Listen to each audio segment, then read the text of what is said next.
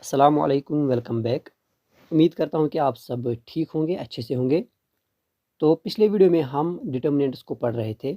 उसमें से कुछ इंपॉर्टेंट कंसेप्ट्स, बस थोड़ी सी कंसेप्ट्स में रह गए थे। पहले हम उन टॉपिक्स को, उन कंसेप्ट्स को यहाँ पर सीखेंगे। इंपॉर्टेंट कंसेप्ट्स है, इसीलिए इनको ध्यान से देखना। देखो, सबसे पहले हमारे पास है एक कंसेप्ट जो कि है सिमेट्रिक एंड सिक्यू सिमेट्रिक मैट्रिसेस। ये क्या होता है? तो इसको देखिए। देखो, सिमेट्रिक का मतलब क्या होगा? हमने एक चीज़ पढ़ी है, ट्रांसपोज। अगर आपको याद होगा, ट्रांसपोज हम पढ़ चुके हैं। ट्रांसपोज का मतलब होता है जब हमारे पास कोई मैट्रिक्स होती है, उसके रोज एंड कॉलम्स को हम इंटरचेंज करते हैं मैट्रिसेस में। ठीक है, तो उस चीज़ का नाम है क्या? ट्रांसपोज। देखो अब क्या कह रहा है कि कभी कभी ऐसा हो सकता है कि जब आप किसी ए मैट्रिक्स का ट्रांसपोज निकालेंगे और वो अगर ए के ही इक्वल आ गया, क्या आ गया? ए मैट्रिसेस के इक्वल ही वो आ गया, तो हम ऐसी मैट्रिक्स को कहेंगे सिमेट्रिक। क्या कहेंगे? Symmetric matrix. कब? जब ए ट्रांसपोज इक्वल टू ए। किसी भी मैट्रिक्स का आप ट्रांसपोज निकालेंगे तो वो ए के ही इक्वल होगा, उसको कहेंगे सिमेट्रिक मैट्रिक्स। जैसे कि यहाँ पर हमारे पास एक मैट्रिक्स है 3 2 3। अगर हम इसका ट्रांसपोज निकालेंगे तो क्या होगा? देखो, इसका ट्रांसपोज क्या होगा? पहले √3 आएगा यहाँ पे, और मतलब ये कॉलम रो बनेगा, 2 3 आएगा। फिर दूसरा कॉलम, दूसरा रो बनेगा 2 -1.5 -1। फिर तीसरा कॉलम, तीसरा रो बनेगा 3 -1 एंड 1। और अगर आप इसको देखोगे, ये क्या है? ये ए ही है। जो ये मैट्रिक्स है, ट्रांसपोज करने पर ये वैसी की वैसी रह गई। तो ऐसी मैट्रिक्स को कहा जाता है सिमेट्रिक मैट्रिक्स। आई बात समझ में? तो सिमेट्रिक एक ऐसी मैट्रिक्स जिसमें अगर आप ट्रांसपोज करेंगे तो ट्रांसपोज किसके इक्वल आता है? ए मैट्रिक्स के इक्वल ही आता है। इसी तरह अगर हमारे पास एक मैट्रिक्स है, उसका ट्रांसपोज -a के इक्वल आ गया, मतलब ए ही मैट्रिक्स होगी लेकिन माइनस में आएगी, तो ऐसी मैट्रिक्स को कहा जाएगा सिक्यू सिमेट्रिक। क्या कहेगा? सिक्यू सिमेट्रिक मैट्रिक्स। याद रखना। तो आसान है। सिमेट्रिक मतलब जब ए ट्रांसपोज ए के इक्वल होगा। सिक्यू सिमेट्रिक का मतलब जब ए ट्रांसपोज -a के इक्वल होगा। ठीक है, स्क्वायर मैट्रिक्स। और इम्पॉर्टेंट है कि ये स्क्वायर होनी चाहिए, तो स्क्वायर मैट्रिक्स का ही ये निकलता है ट्रांसपोज। ठीक है, तो आप देखो यहाँ पे क्या है? Square matrix A equal to I J is said to be symmetric if A transpose equal to A, that is A I J equal to A J I. ठीक है, A I J equal to A J I for all possible values of I and J. देखो, अगर आपके पास mathematically आ जाएगा तो कैसे लिखना है? ए आई जे किसके इक्वल होगा? ए जे आई। मतलब इसमें जे और आई क्या होता है? I is rows, J is column. मतलब आई जे क्या बनेगा? J I. Rows and columns interchange हो जाते हैं इसमें। तो ये होता है इसमें सिमेट्रिक मैट्रिक्स। सिक्यू सिमेट्रिक मैंने बताया कि इसमें क्या होता है? ये -a के इक्वल होता है। और इसमें इंपॉर्टेंट पॉइंट ये है कि इसका जो डायगोनल एलिमेंट्स जो होंगे वो सारे ज़ीरो होते हैं। क्या होते हैं? सारे वो ज़ीरो होते हैं। डायगोनल एलिमेंट्स इसमें ज़ीरो आ जाएंगे। ये चीज़ आपको याद रखनी है, तब हम बनाते हैं सिक्यू सिमेट्रिक मैट्रिक्स। ठीक है, तो इसमें क्या होगा? ए आई जे जो होगा वो माइनस टाइम्स ए जे आई होगा। यही मैट्रिक्स होगी लेकिन माइनस में आएगी। ठीक है, और इसमें क्या होते हैं? डायगोनल एलिमेंट्स क्या होते हैं? वो ज़ीरो होते हैं। ये भी इंपॉर्टेंट है, इसको याद रखना। अब यहाँ पर क्या है? एक थ्योरम आती है, वो ये है, वो ये कहती है कि अगर हमारे पास कोई भी मैट्रिक्स है, स्क्वायर मैट्रिक्स ए हमारे पास एक मैट्रिक्स है, तो याद रखना ये हमारे पास क्या है? Square matrix. अगर हमारे पास कोई भी एक स्क्वायर मैट्रिक्स है ए, तो उसमें दो चीज़ें आती है। दूसरा इसका ट्रांसपोज आएगा, ए ट्रांसपोज, इसका ट्रांसपोज होगा। ठीक है, ट्रांसपोज।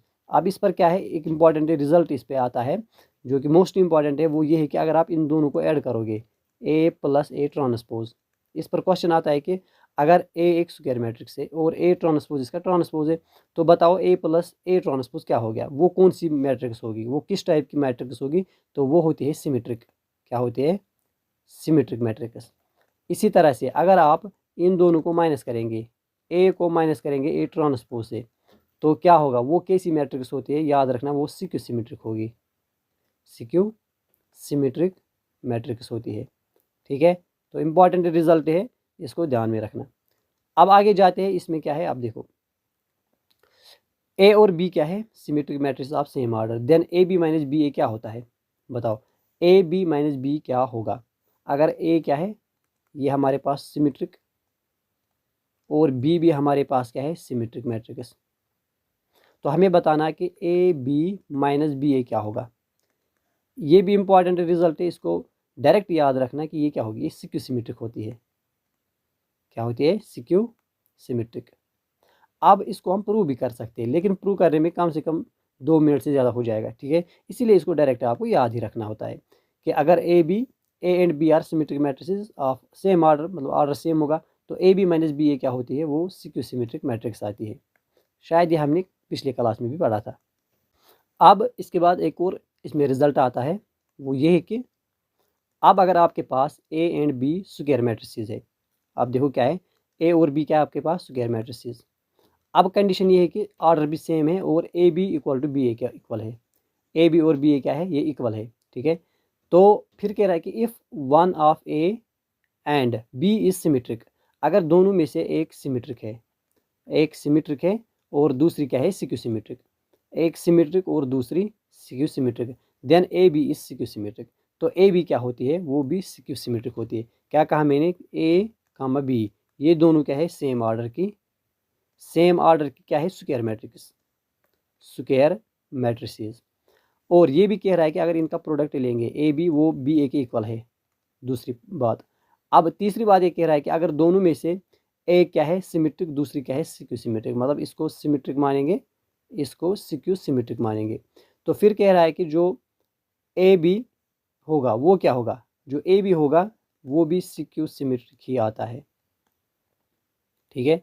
तो फिर से कह रहा हूँ, ए और बी दो स्क्वायर मैट्रिसेस है सेम ऑर्डर की, ए मानो सिमेट्रिक, बी क्या मानोगे हम, सिक्यू सिमेट्रिक मानेंगे। तो फिर क्या होता है, ए बी और बी ए इक्वल होगा, बी ए इक्वल होता है, तो देन ए बी जो होगा वो सिक्यू सिमेट्रिक आएगी, ठीक है। तो नेक्स्ट पे जाते हैं।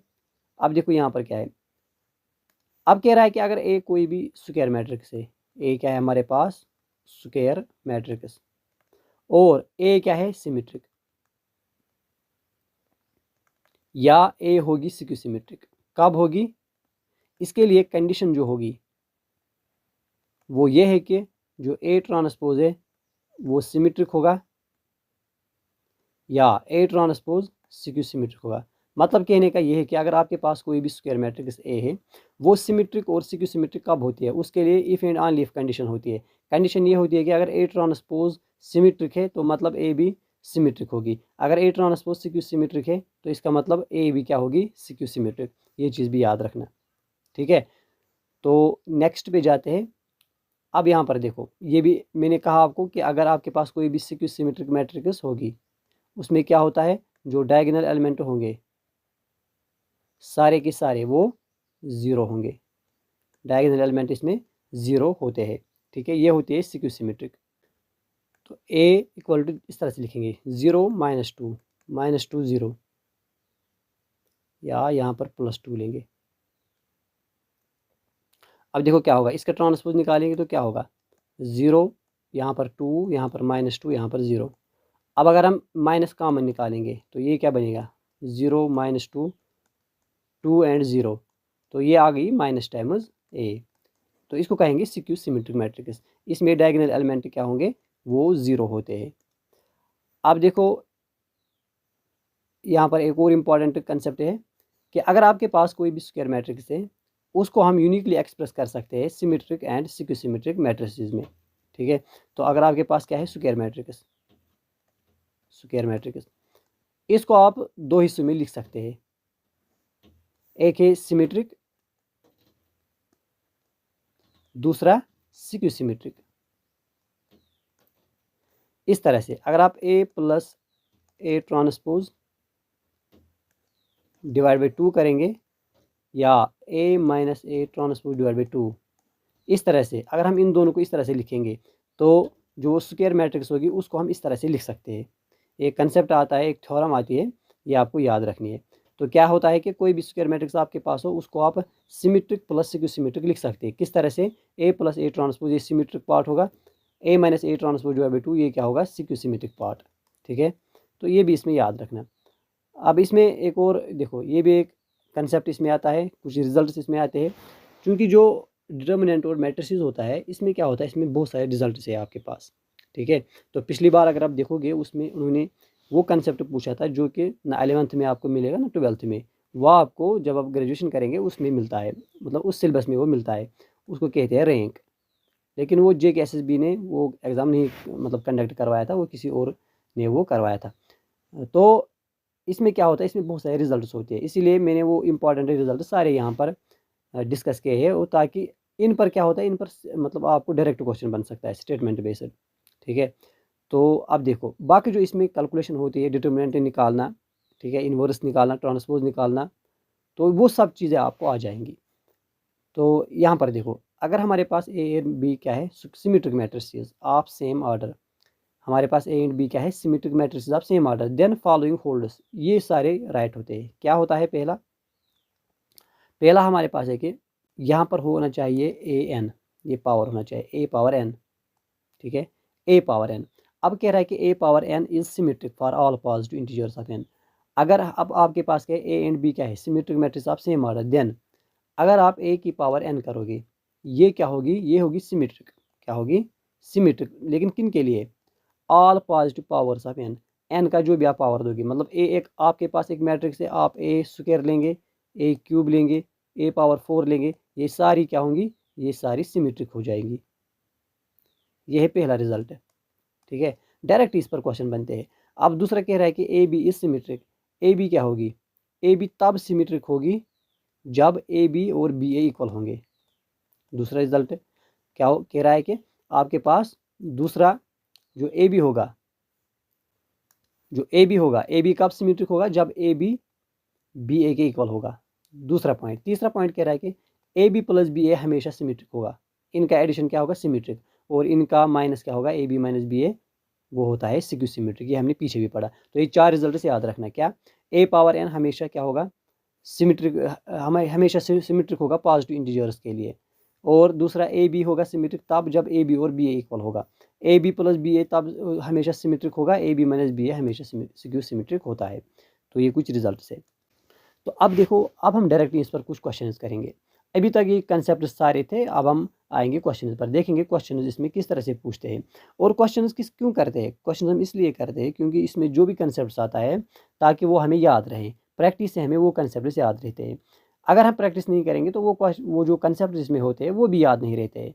तो क्वेश्चन इंपॉर्टेंट होते हैं, कोई भी क्वेश्चन आप करो, कहीं से भी आप क्वेश्चन करो, करो ज़रूर, क्यों, क्योंकि इससे आपको कंसेप्ट याद रहेंगे जो भी इसमें है। तो आए शुरू करते हैं इस वीडियो को इन क्वेश्चंस के साथ। तो सबसे पहले हम देखेंगे यहाँ पर पहला क्वेश्चन क्या है हमारे पास। आप देखो सारे ये क्या है, ये वही कंसेप्ट बेस्ड है, ठीक है, इनसे आपको सारे कंसेप्ट क्लियर भी हो जाएंगे।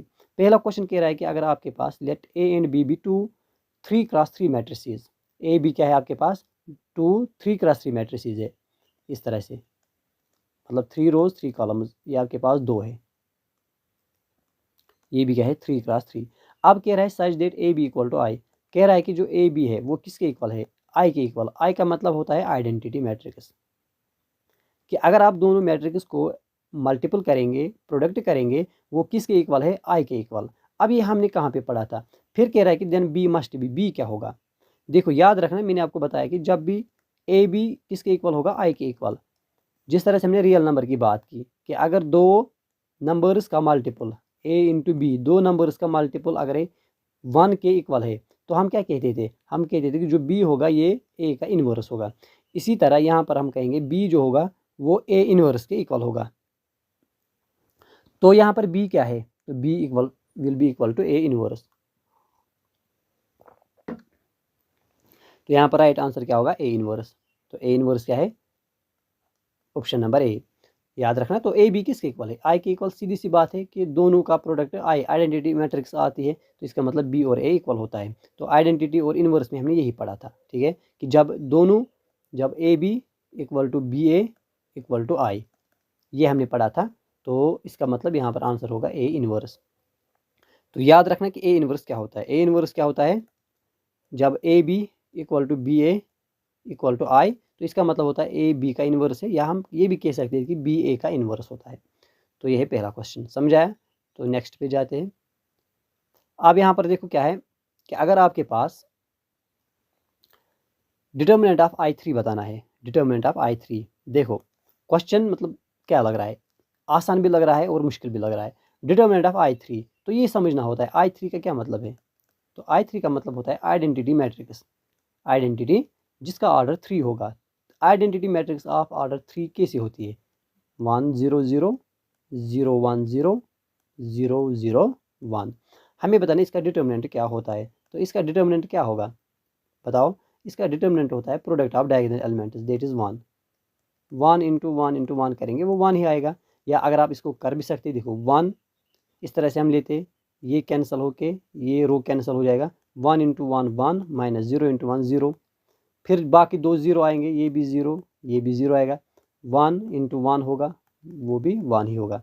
तो याद रखना इसका डिटर्मिनेंट क्या होगा, इसका डिटर्मिनेंट ऑप्शन बी 1 होता है। तो I3 का डिटर्मिनेंट क्या होगा, वो होगा 1 के इक्वल।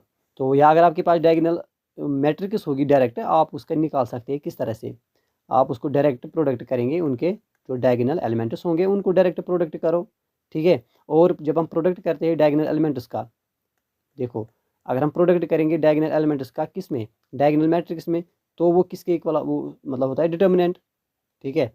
वो होता है उसका डिटर्मिनेंट है, ठीक है। इसको याद रखना।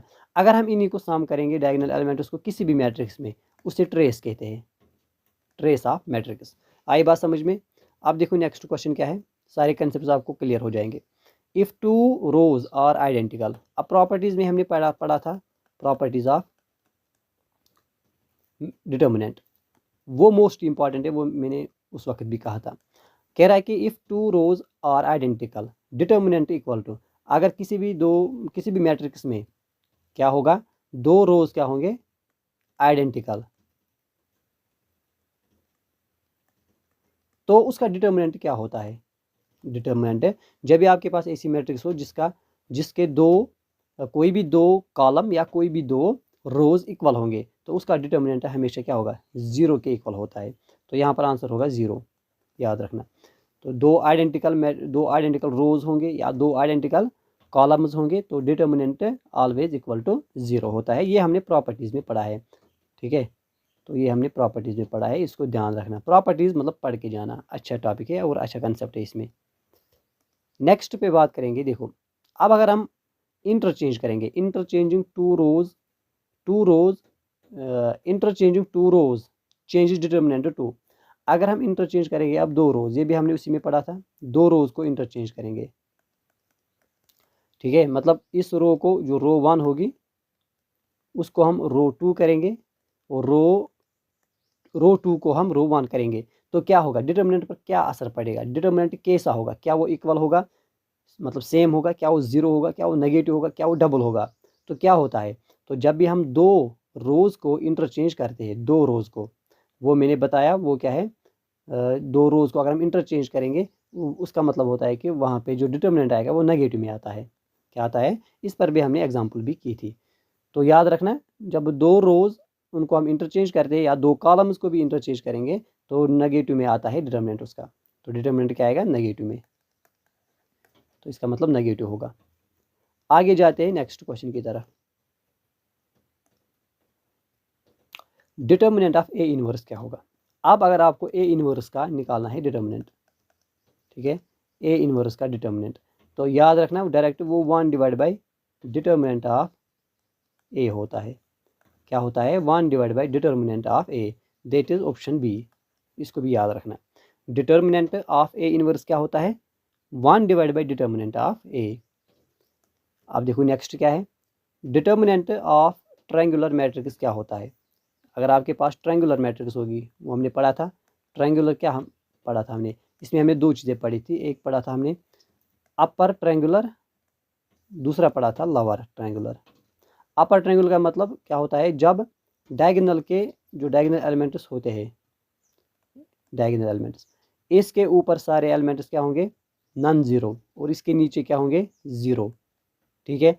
और लोअर ट्रायंगुलर में हमने क्या पढ़ा था, जिसमें डायगोनल से नीचे जो भी एलिमेंट होगा वो नॉन ज़ीरो होते हैं, मतलब कुछ भी हो सकता है, लेकिन डायगोनल के ऊपर जो भी एलिमेंट्स होंगे वो ज़ीरो आएंगे। ये होती है लोअर ट्रायंगुलर। अब अगर आपको इसका डिटर्मिनेंट निकालना हो, तो वो क्या होता है, वो डायरेक्ट होता है इन डायगोनल एलिमेंट्स के प्रोडक्ट के इक्वल, ठीक है। तो क्या होगा, प्रोडक्ट ऑफ डायगोनल एलिमेंट्स। अगर आपके पास इस तरह से कोई मैट्रिक्स है 2 0 0 4 3 2 4 3 0 1 6 0, इसका आपको निकालना है क्या, डिटर्मिनेंट। वो डायरेक्ट होगा इस तरह से 2 इंटू 3 क्या होगा 6, 6 इंटू 0 0 होता है, ठीक है। या अगर इस तरह से आप कर सकते हैं, देखो 3 0 0 6 0 0 तो 0 ही आएगा। कुछ भी आ सकता है, लेकिन करना क्या है, जो डायगोनल एलिमेंट्स होंगे उनको प्रोडक्ट करना है, ठीक है। तो ट्रायंगुलर मैट्रिक्स का डिटर्मिनेंट हम कैसे निकाल सकते हैं, वो निकाल सकते हैं प्रोडक्ट ऑफ डायगोनल एलिमेंट्स से। आई बात समझ में। नेक्स्ट पे जाते हैं। अब क्वेश्चन देखो क्या है। ए हमारे पास एक 3x3 मैट्रिक्स है और डिटर्मिनेंट ऑफ ए भी इक्वल है -3। देन ए ट्रांसपोज ए का डिटर्मिनेंट निकालना है। ए ट्रांसपोज ए, इसका डिटर्मिनेंट निकालना है, ठीक है। देखो क्या होता है, जो ए ट्रांसपोज ए होता है इसका जो डिटर्मिनेंट होगा वो आता है ए स्क्वायर। क्या आता है, डिटर्मिनेंट ऑफ ए स्क्वायर। याद रखना, इस चीज़ को याद रखना। ए ट्रांसपोज ए, अगर हम इसका डिटर्मिनेंट निकालेंगे वो क्या होता है, वो होता है determinant of A whole square. अब देखो डिटर्मिनेंट किसके इक्वल है, -3 के इक्वल, -3 के इक्वल। और इसको क्या करेंगे, स्क्वायर करेंगे। -3 का स्क्वायर क्या होगा, 9 ही आएगा। क्या आएगा, 9 आएगा। तो ऑप्शन क्या होगा, option A will be the right answer. -9 नहीं होगा बल्कि होगा +9, ठीक है, +9 होगा।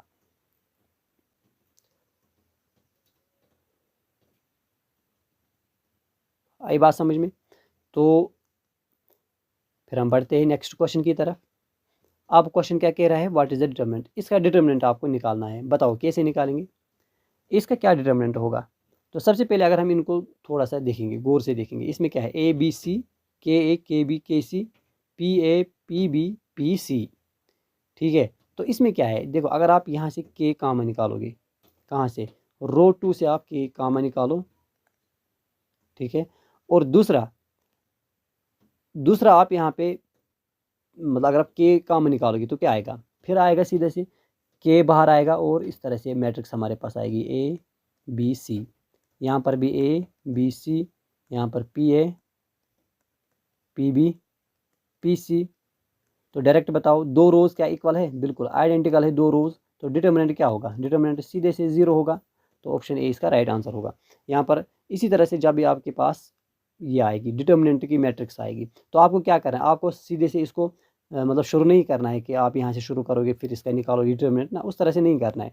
बल्कि क्या करना है, उसको देखना है कि कहीं पे प्रॉपर्टी मतलब यूज़ तो नहीं होती है, कौन सी प्रॉपर्टी यूज़ होती है, ठीक है। तो इसीलिए डिटर्मिनेंट निकालने के लिए आपको प्रॉपर्टीज़ पर एक क्वेश्चन ज़रूर मिल सकता है, ठीक है। तो इस तरह से आपको करना है, मैट्रिक्स को अच्छे तरीके से देखना है, कहीं मतलब वो प्रपोर्शन में तो नहीं है, कहीं वो दो इक्वल तो नहीं है, इंटरचेंज तो नहीं हुआ है। तो इस तरह से क्वेश्चन को देखना है। अब ज़रा इस क्वेश्चन को देखो क्या है। क्वेश्चन कह रहा है कि आपके पास डिटर्मिनेंट ऑफ ए किसके इक्वल है, 4, ठीक है। तो डिटर्मिनेंट ऑफ 3a क्या होता है, फॉर 2x2 मैट्रिक्स। देखो यहाँ पर क्या है, डिटर्मिनेंट आपके पास गिवन है 4 और ऑर्डर क्या है, ऑर्डर आपके पास 2 है। तो आपसे कह रहा है डिटर्मिनेंट ऑफ 3a क्या होगा, डिटर्मिनेंट ऑफ 3। हमने एक चीज़ पढ़ी थी, एक कंसेप्ट पढ़ा था कि अगर आप कोई भी मैट्रिक्स आपके पास है जिसका ऑर्डर n है और के एक जो होगा उसका जो डिटर्मिनेंट होगा वो बराबर होता है के पावर ऑर्डर डिटर्मिनेंट ऑफ ए, ठीक है। अब देखो इसमें हम इसको पुट करेंगे, हमें निकालना है के यहाँ पर क्या है, के यहाँ पर 3 है। तो हम कह सकते हैं 3a का डिटर्मिनेंट है, यही निकालना है। तो के इक्वल यहाँ पर हम 3 लेंगे और n का मतलब है ऑर्डर, ऑर्डर क्या है 2। और डिटर्मिनेंट ऑफ ए का मतलब क्या है 4। अब बताओ 2 3 स्क्वायर क्या होता है 9, मल्टीपल करेंगे 4, 9 4 होता है 36। तो 36 इसका आंसर होगा, 36 इसका आंसर होगा। आई बात समझ में, अच्छा क्वेश्चन है। तो इस तरह से भी क्वेश्चन इसमें बनते हैं। अब देखो इसमें क्या है, नेक्स्ट क्वेश्चन, अभी हमने एक कंसेप्ट पढ़ा था, अगर डिटर्मिनेंट ऑफ ए 2 के इक्वल है, डिटर्मिनेंट ऑफ ए इनवर्स क्या होता है। अभी इससे पहले हमने एक क्वेश्चन पढ़ा था कि डिटर्मिनेंट ऑफ ए इनवर्स किसके इक्वल होता है, 1 divide by determinant of A होता है कि नहीं, बिल्कुल। अब देखो 1 by determinant of A, 1 divide by determinant of A कितना है 2, दैट इज़ 1 डिवाइड बाई 2। तो इसका आंसर होगा 1 डिवाइड बाई 2 होगा इसका आंसर। आप बढ़ो नेक्स्ट क्वेश्चन की तरफ, देखो क्या है। कह रहा है कि ए एंड बी क्या है, सिमेट्रिक मैट्रिसेस। जब सिमेट्रिक कहेंगे तो इसका मतलब होगा ए ट्रांसपोज ए के इक्वल होगा, बी ट्रांसपोज बी के इक्वल ही होगा, क्योंकि ये सिमेट्रिक मैट्रिसेस है। Then which is always symmetric, इनमें से कौन सा हमेशा सिमेट्रिक होगा, हमेशा। देखो ए बी तब होगा सिमेट्रिक जब ए बी ए के इक्वल होगा, तब ये सिमेट्रिक होगा। और ए बी ये नहीं होता है, मतलब हमेशा नहीं होगा। हमेशा इनमें से जो होता है ना वो ये है ए बी ए, क्या होता है ए बी ए। अब दूसरा क्या है इसमें, अब दूसरा इसमें यह है कि ए प्लस बी, तो ये जो ए प्लस बी होगा ये भी हमने पढ़ा कि ए प्लस बी ये भी हमेशा सिमेट्रिक होता है, मतलब ये भी आंसर सही होगा। ठीक है, ये सही नहीं होगा, मतलब ये हमेशा होगा, ए प्लस बी हमेशा सिमेट्रिक होगा अगर ए और बी क्या होगी सिमेट्रिक। ए बी ए, यहाँ पर देखना ए बी ए ये भी हमेशा सिमेट्रिक होगा। ठीक है, तो आंसर होगा बी एंड सी, ये दोनों इसके आंसर है, मतलब यहाँ पर आंसर होगा डी। तो यहाँ पर याद रखना क्या कि ए प्लस बी हमेशा सिमेट्रिक होगा, ए बी ऑलवेज सिमेट्रिक होगा, ए बी तब सिमेट्रिक होगा जब ए बी और बी ए इक्वल होंगे। याद रखना, ये 3 चीज़ें याद रखना यहाँ पे।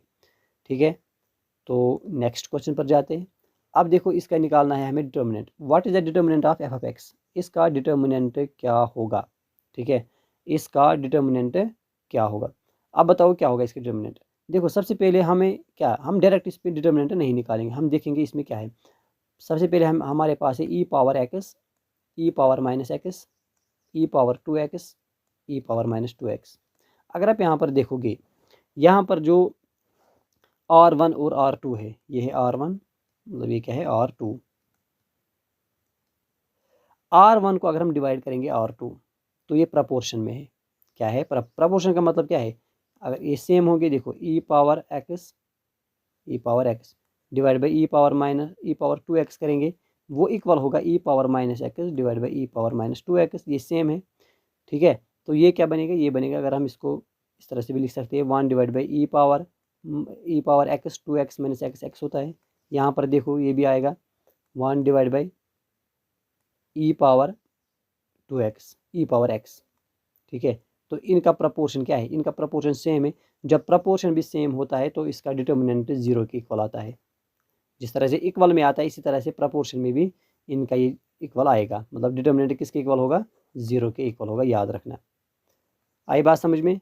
तो नेक्स्ट क्वेश्चन पर जाते हैं। अब ए स्क्वायर किसके इक्वल है, आई के equal, A square equal to I. हमें बताना है कि ए इनवर्स क्या होगा, ए इनवर्स क्या होगा।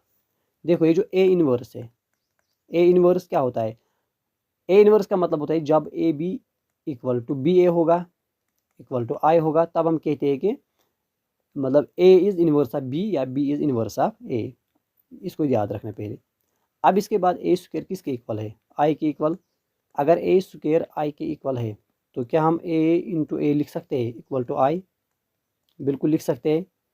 ए इंटू ए हम लिख सकते हैं, किसके इक्वल आ गया, आई के इक्वल आ गया। तो यहाँ पर देखो हम जानते हैं कि जब ए बी किसके इक्वल है, आई के इक्वल, यहाँ पर ए बी किसके इक्वल है, आई के इक्वल, यहाँ पर ए इंटू ए किसके इक्वल है, यहाँ पर वो आई के इक्वल है। ठीक है, तो जब हम ये कहते हैं कि ए बी इक्वल टू आई, हम इसका मतलब ये होता है कि जो बी होगा ये ए का इन्वर्स होगा। बी क्या होता है, ए का इन्वर्स, या ए बी का इन्वर्स होता है। तो जब ए इंटू ए आई के इक्वल होगा, इसका क्या मतलब होगा, इसका ये मतलब होगा कि ए जो होगा ये ए इन्वर्स होगा, मतलब ए का इन्वर्स ए ही होगा, ए का इन्वर्स ए ही होगा। तो ए का इन्वर्स क्या होगा, फिर ए का इन्वर्स ए ही होगा। ट्रिकी क्वेश्चन है, इस तरह से भी क्वेश्चन इसमें बनते हैं। आई बात समझ में। तो नेक्स्ट क्वेश्चन की तरफ बढ़ते हैं। अब देखो क्वेश्चन क्या है कि अगर आपके पास डिटर्मिनेंट ऑफ ए क्या है, वो 3 के इक्वल है, हमें बताना है कि एडजॉइंट ऑफ ए क्या होगा। अब एडजॉइंट पहले क्या होता है, एडजॉइंट मैंने आपको बताया था, ये होता है ट्रांसपोज किसका, कोफैक्टर मैट्रिक्स का। याद आया कुछ, कोफैक्टर मैट्रिक्स का ट्रांसपोज एडजॉइंट होता है। अगर डिटर्मिनेंट ऑफ ए इक्वल होगा 3, determinant of adjoint of A क्या होता है, तो ये फार्मूला हमने पढ़ी थी, एडजॉइंट ऑफ ए का डिटर्मिनेंट क्या होता है, वो होता है equal determinant of A whole power n-1, इससे एक काम आता है। तो यहाँ पर क्या होगा, ए डिटर्मिनेंट ऑफ ए क्या है 3, तो 3 की पावर क्या करेंगे n-1, n-1 का मतलब यहाँ पर n क्या है 3, 3-1 दैट इज 2, 3 3 आर क्या होगा 3 3 आर 9, 3 इंटू 3 9 होता है। तो इसका मतलब इसका आंसर क्या होगा 9 होगा, that is option B. Important formula है, इसको भी याद रखना। क्या एडजॉइंट ऑफ ए का डिटर्मिनेंट होता है क्या determinant of A whole power n-1। अब देखो क्वेश्चन हमारे पास है कि अगर ए हमारे पास 2x3 मैट्रिक्स है और बी क्या है 3x2, इस तरह से ये ए है, इसका ऑर्डर क्या है 2:3, बी इसका ऑर्डर क्या है 3:2, then A B is defined, B is not defined. अब देखो अगर हम ए बी निकालेंगे, ए बी के लिए क्या ज़रूरी होता है, नंबर ऑफ रोज, जो नंबर ऑफ कॉलम्स इन ए होगा वो इक्वल होना चाहिए नंबर ऑफ रोज बी के। यहाँ पर नंबर ऑफ कॉलम्स क्या है 3, यहाँ पर नंबर ऑफ रोज 2, मतलब ए बी हम निकाल सकते हैं, मतलब ए बी इज डिफाइंड। अब ए बी कहाँ पे डिफाइन, यहाँ पर डिफाइन है। अब क्या बी ए डिफाइन होगा, तो बी ए का मतलब इसका ऑर्डर क्या है 3:2, इसके कॉलम कितने हैं 2, इसके रोज कितने हैं 2, तो इसका मतलब बी ए बी डिफाइन है, बी ए बी डिफाइंड है। अब कह रहा है कि A B is defined, B A is not defined, B A defined A B not, both defined, तो इसका आंसर होगा बोथ डिफाइंड। ए बी भी यहाँ पर डिफाइन है, डिफाइन का मतलब कि क्या हम इनको प्रोडक्ट कर सकते हैं कि नहीं, हम इसको प्रोडक्ट कर सकते हैं। उसके लिए प्रोडक्ट के लिए मल्टीप्लिकेशन के लिए हमें क्या पढ़ा था, number of columns in A matrix वो बी मैट्रिक्स के रोज के इक्वल होनी चाहिए, ठीक है, ये चीज़ हमने पढ़ी थी। तो इसका मतलब यहाँ पर बोथ क्या होंगे डिफाइंड होंगे। अब यहाँ पर देखो अगर आपके पास ए क्यूब किसके इक्वल है आई के इक्वल, तो ए इनवर्स क्या होगा, ए इनवर्स क्या होता है, हम जानते हैं कि ए इनवर्स होता है किस तरह से, ए इनवर्स का मतलब जो होगा जब 1/डिटर्मिनेंट ऑफ ए होगा, क्या होगा 1/डिटर्मिनेंट ऑफ ए, या अगर हम ए स्क्वायर क्यूब लेंगे इसको हम ए ले सकते हैं इक्वल टू आई।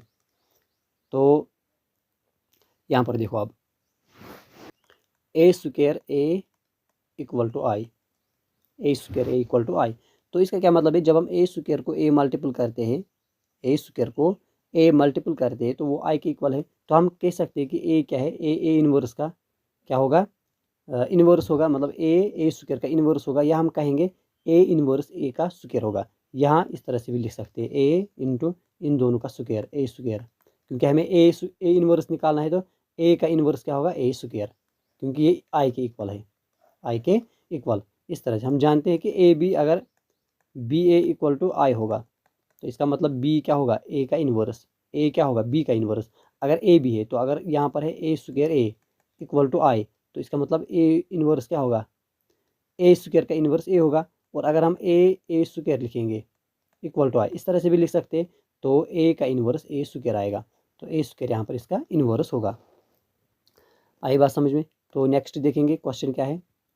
अब देखो यहाँ पे हमें डिटर्मिनेंट निकालना है, इसका डिटर्मिनेंट क्या होगा, देखो सबसे पहले हम इसको लिखेंगे x y z x z x y, तो निकालो डिटर्मिनेंट इसका।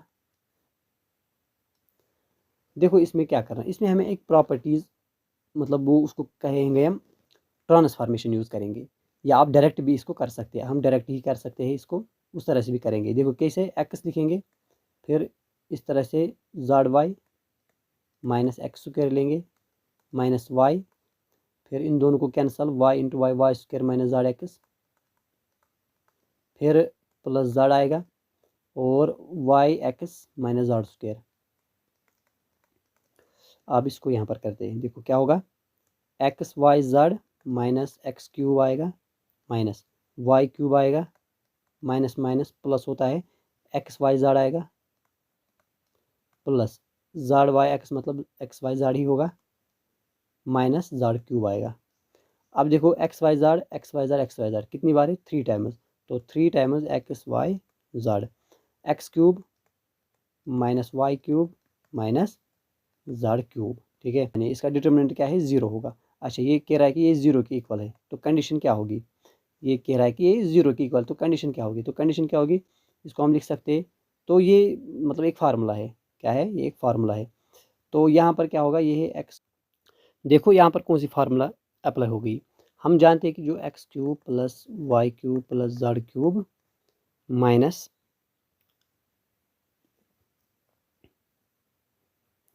3xyz, ये इक्वल होता है 1/2 x plus y plus z multiple by x minus y whole cube x minus y whole square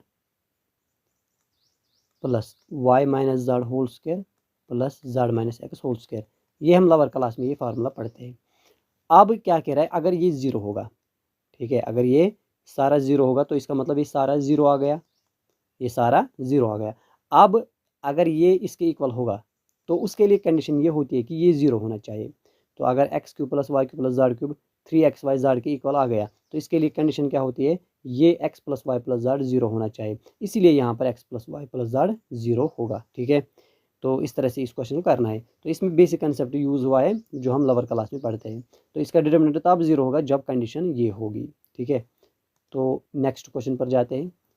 next question हमारे पास क्या है कि अगर ए आपके पास कोई भी मैट्रिक्स है जिसका ऑर्डर क्या है 3x3, डिटर्मिनेंट ऑफ ए भी आपके पास 2 है, बताओ 2A इनवर्स क्या होगा, 2A इनवर्स क्या होता है। तो इस तरह से आता है, ये के यहाँ पर है तो के में क्या मल्टीपल होता है, के के पावर में इसके ऑर्डर से एक कम हो जाता है, मतलब 2 आएगा, 3 - 1 2 आएगा। और डिटर्मिनेंट ऑफ ए इनवर्स क्या होता है, 1/, डिटर्मिनेंट ऑफ ए, के का क्या मतलब है 2 स्क्वायर, 1/, डिटर्मिनेंट ऑफ ए क्या है वो है 2, डिटर्मिनेंट 2 के इक्वल है। तो 2 × 2 4, 4/2 तो 2 ही आएगा। तो आंसर यहाँ पर ऑप्शन सी होगा। तो नेक्स्ट क्वेश्चन की तरफ बढ़ते हैं। Determinant of A equal to -1, आपके पास डिटर्मिनेंट ऑफ ए क्या है -1। तो डिटर्मिनेंट ऑफ ए क्यूब क्या होगा, तो ए क्यूब क्या होता है वो भी -1 ही आएगा। याद रखना इस तरह से, determinant of A power n equal to determinant of A whole power n, इस तरह से आता है। अब अगर ये पॉजिटिव होगा मतलब ऑड होगा, अगर ऑड होगा तो माइनस ही होगा, माइनस होगा, अगर इवन होगा तो पॉजिटिव आएगा। अगर मतलब इस तरह से होता है, डिटर्मिनेंट ऑफ ए -1 के इक्वल है, बताओ कि डिटर्मिनेंट ऑफ A4 क्या होगा, A पावर 4 वो क्या होगा, वो 1 ही होगा, मतलब पॉजिटिव होगा, ठीक है। तो यहाँ पर डिटर्मिनेंट क्या होगा -1, तो -1 दैट इज ऑप्शन ए। तो अगर इवन पावर होता मतलब 4 होता है, 6 होता है, 8 होता है तो वो 1 के इक्वल आ जाता, ठीक है। तो इसको भी याद रखना है। नेक्स्ट क्वेश्चन की तरफ बढ़ते हैं कि A is invertible, if A is invertible then, अगर ए इन्वर्टेबल होती है मतलब इसका इन्वर्स एग्जिस्ट होता है तो उसका क्या मतलब है, उसका ये मतलब होगा कि डिटर्मिनेंट 0 के इक्वल नहीं होगा। इन्वर्स मैट्रिक्स तब होती है जब वो नॉन सिंगुलर होती है, नॉन सिंगुलर, नॉन सिंगुलर का मतलब determinant of A is not equal to 0। So option A right answer होगा। अब देखो अगर ए कोई डायगोनल, डायगोनल मतलब मैट्रिक्स है, डिटर्मिनेंट क्या होता है, डिटर्मिनेंट ये भी इससे पहले हमने किया, प्रोडक्ट ऑफ डायगोनल होता है। आई बात समझ में। तो नेक्स्ट पे बढ़ते हैं। अगर आपके पास if A is skew symmetric matrix of 3x3 order, then determinant of A क्या होगा। तो ए आपके पास क्या है सिमेट्रिक, सिक्योसिमेट्रिक मैट्रिक्स 3x3 ऑर्डर की, सिक्योसिमेट्रिक का मतलब A transpose equal to -a, then determinant इसका क्या होगा, ठीक है। अब देखो यहाँ पर ऑर्डर क्या है 3, ऑर्डर 3 है, इसका मतलब ऑर्डर ऑड है। तो जब भी ऑर्डर आपके पास ऑड आएगा, ए क्या है सिक्योसिमेट्रिक और ऑर्डर क्या है, ऑर्डर यहाँ पर क्या है ऑड, तो इसका जो डिटर्मिनेंट होगा वो 0 आता है। क्या आता है, 0 आता है, याद रखना। Determinant of skew symmetric matrix of odd order, अगर ऑड ऑर्डर होगा 3 होगा 5 होगा 1 होगा तो वो क्या होगा, वो 0 ही आता है। इस चीज़ को भी याद रखना है, डायरेक्ट इस पर क्वेश्चन बनेगा। So these were the some important question जो हमने मैट्रिसेस एंड डिटर्मिनेंट पर किए हैं। तो इसी तरह से आप इससे अलावा भी इसमें बहुत सारी प्रैक्टिस कर सकते हैं और अपने इन जो कंसेप्ट इसमें आते हैं उनको आप क्लियर कर सकते हैं।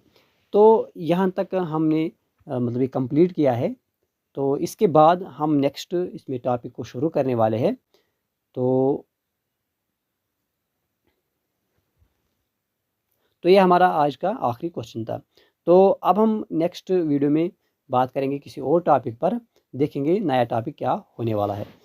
तो ये आज का हमारा लास्ट क्वेश्चन था। ये वीडियो आज हम यहीं तक रखेंगे। अगली वीडियो में हम किसी और इम्पोर्टेंट टॉपिक पर बात करेंगे। तो उम्मीद है कि ये वीडियो आज आपको पसंद आया होगा। तो अगर पसंद आया तो एक लाइक और कमेंट ज़रूर कर देना। Thank you for watching this video.